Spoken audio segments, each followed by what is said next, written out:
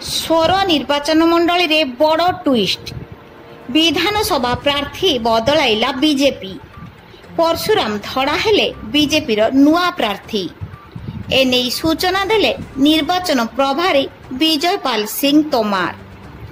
ରାଜୁ ଦାସଙ୍କ ସ୍ଥାନରେ ପରଶୁରାମ ଧଡ଼ା ହେଲେ ପ୍ରାର୍ଥୀ।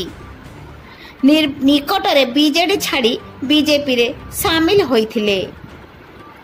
ଓଡ଼ିଶାର ଏକମାତ୍ର ବିଧାନସଭା କ୍ଷେତ୍ର ବାଲେଶ୍ୱର ଜିଲ୍ଲା ତଥା ଭଦ୍ରକ ଲୋକସଭା ଅଧୀନସ୍ଥ ସୋର ବିଧାନସଭାର ବିଜେପି ବିଧାୟକ ପ୍ରାର୍ଥୀ ବଦଳାଇବାକୁ ସୋର ବିଜେପିର ଦାବି ଭିତରେ ଆଜି ଶେଷ ଦିନରେ ଦୁଇ ଜଣ ପ୍ରାର୍ଥୀ ରାଜୁ ଦାସ ଏବଂ ପରଶୁରାମ ଧଡ଼ା କଲେ ନାମାଙ୍କନ। ଓଡ଼ିଶା ବିଜେପି ହାଇକମାଣ୍ଡ ପାଇଁ ଏକମାତ୍ର ସିଟ୍ ସ୍ୱର ଦେଇଛି ଟେନସନ୍। ପ୍ରଥମ ଲିଷ୍ଟରେ ସ୍ୱର ପାଇଁ ନୂଆ କରି ବିଜେପିରେ ମିଶିଥିବା ଟାଣୁଆ ନେତା ଧାମନଗର ବାସିନ୍ଦା ରାଜେନ୍ଦ୍ର ଦାସଙ୍କୁ ଟିକେଟ ଦେଇଥିଲା। ତର୍କ ଥିଲା ତାଙ୍କର ତିନୋଟି ବିଧାନସଭା ଅଞ୍ଚଳରେ ଦବଦବା ସହିତ ବିଜୟୀ ସମୀକରଣ, କିନ୍ତୁ ସ୍ୱର ବିଜେପି ତାଙ୍କୁ ରାସ୍ତା ଛାଡ଼ିନଥିଲା। ଦାବି ଥିଲା ଲୋକାଲ ନେତାଙ୍କୁ ଦିଆଯାଉ ଟିକେଟ।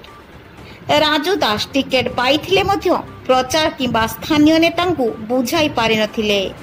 ଶେଷରେ ବାରମ୍ବାର ଆଲୋଚନା ପର୍ଯ୍ୟାଲୋଚନା ପରେ ମଧ୍ୟ କୌଣସି ନିଷ୍କର୍ଷ ବାହାରି ନଥିଲା।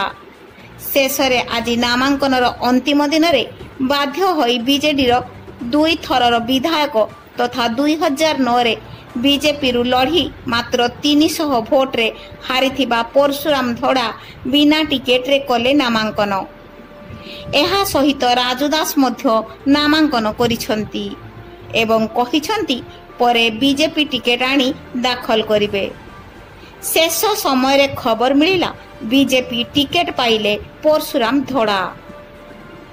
ବାଲେଶ୍ୱରରୁ କୈଳାସ ଚନ୍ଦ୍ର ବେହେରାଙ୍କ ରିପୋର୍ଟ, ବୁଲେଟ୍ ନ୍ୟୁଜ୍ ଟୁଡେ।